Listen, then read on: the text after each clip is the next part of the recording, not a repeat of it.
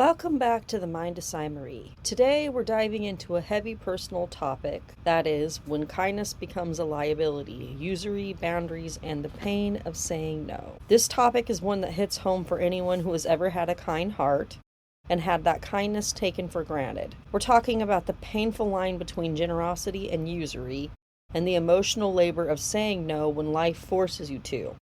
So if you've ever felt used, unappreciated, or had to build walls to protect what little you have left, this episode is for you. So, I think we all have a personal story or an anecdote that we can share about giving and being a giver, and, how we've always showed up when people called on us, giving our time, energy, and resources, usually without a moment's hesitation. But here's what they don't tell you about being the reliable one. When people start to expect it, and they no longer see it as a kindness, it defaults to access. And then there's the emotional toll of that constant giving, the burnout, the financial and emotional depletion it causes.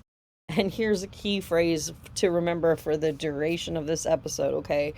Kindness isn't a contract, but some people will definitely treat it like it is until you're totally emptied out. So, first of all, I think it's important that we define what usury is. And I know that there's some of you who probably do know, but in a technical term, it means the illegal action or practice of lending money interest at an unreasonably high rate, but also it can come from the Latin word usuria, which means to use.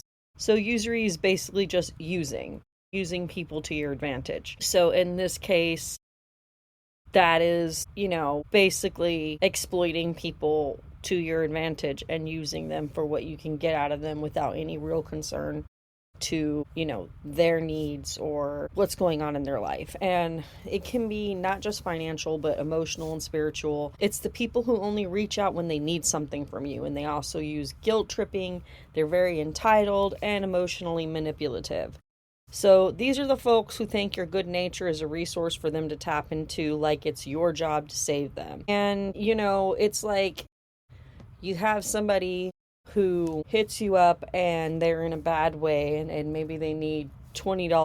You might happen to have it at that time and you hear what they have to say, so you decide to go ahead and give them the $20 in gas because you empathize with their situation, you're kind, you're caring, and would not want to be that person that was sitting on the side of the road without gas and need and put in danger. So you think about all those things and you consider them and you give to the person so that you can help them out of their plight. So, you do that, but then when it comes to the flip side, the favor is never returned. Whenever you're in a bad situation, the emergency that there is basically your problem.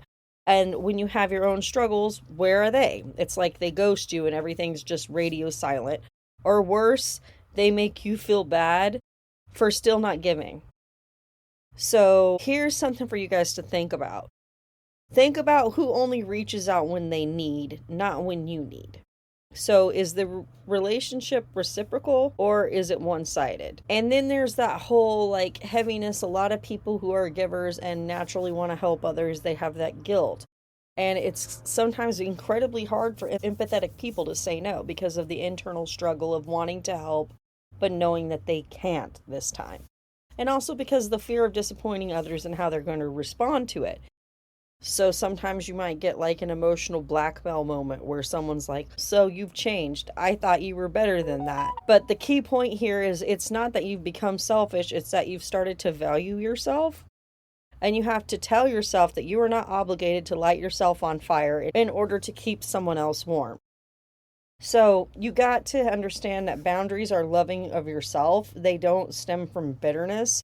You have to reframe them as acts of love for yourself and understand that that's translation to self-preservation.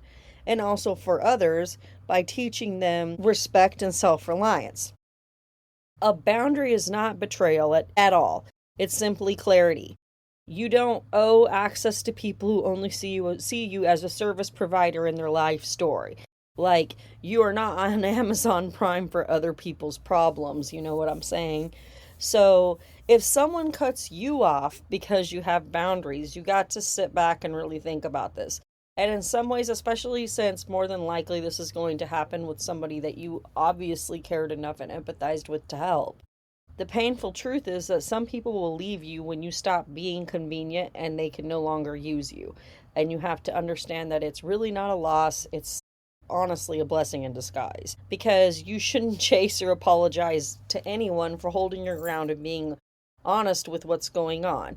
Here's a mantra: if someone cuts me off because I respected myself, they were never meant to stay.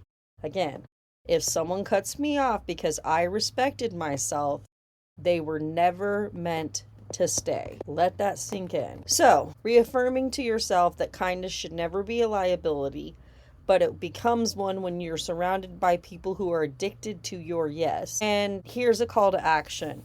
I want you to look at your circle and realize and assess who respects your no, who doesn't, and start choosing your peace. So, if you have any similar stories that you guys would like to share about how this correlates to your life, please go ahead and put those in the comments, and I'd be glad to answer and engage with you all about that. On the next episode of the Mind of Sai Marie, we're going to talk about the silent grief of outgrowing people that you love. And I think as we go closer to spooky season, I'll probably shift into maybe doing some dark fairy tale myth retellings or ghost stories and things like that. But for now, I just wanted to leave you guys with that. Understand, again, boundaries are love, they are not bitterness. And look at your circle and see who actually respects your no. And then understand that your yes needs to be done not under the pressure of or guilt of others, but because you truly want to do what it is that you are consenting to. You guys have a great week, and I will talk to you again soon. Until next time, that's this episode of the Mind of Sai Marie.